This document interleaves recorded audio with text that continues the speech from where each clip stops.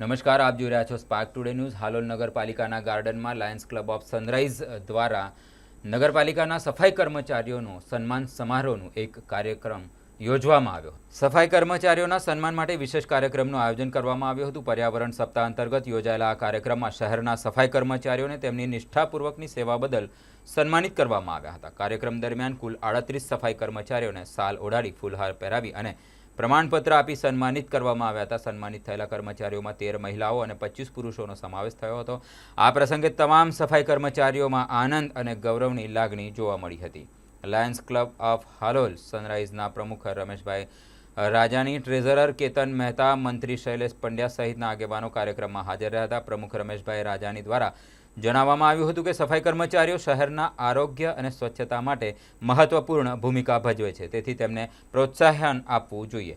તેમણે વધુમાં ઉમેર્યું હતું કે સફાઈ કર્મચારીઓ, બાળકો શિક્ષણમાં કોઈ આર્થિક મુશ્કેલી આવે તો લાયન્સ ક્લબ દ્વારા સહાય પૂરી પાડવામાં આવશે, તેની પણ જાહેરાત કરવામાં આવી હતી।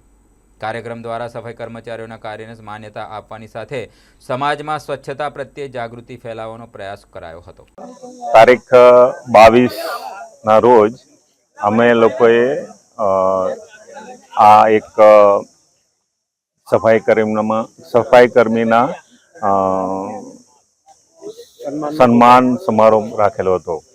અમે લાયન્સ ક્લબ હાલોલ સનરાઈઝના બેનર નીચે આ કાર્યક્રમ યોજ્યો હતો અને આ જે અમારે ઇન્ટરનેશનલનું આ જે પર્યાવરણ માટેનું વીક છે એના સંદર્ભમાં આ કાર્યક્રમ રાખ્યો હતો।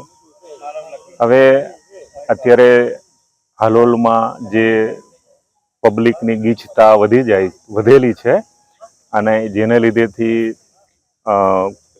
ઘન કચરોનું પ્રમાણ પણ વધારે છે, પ્લાસ્ટિકનું પ્રમાણ વધારે છે, તો એની સફાઈ તો કોઈ રહીશો કરતા નથી।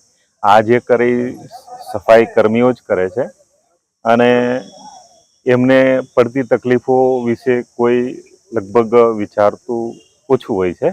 એટલે અમે એવું નક્કી કર્યું છે કે જે પાયાના માણસો છે, જે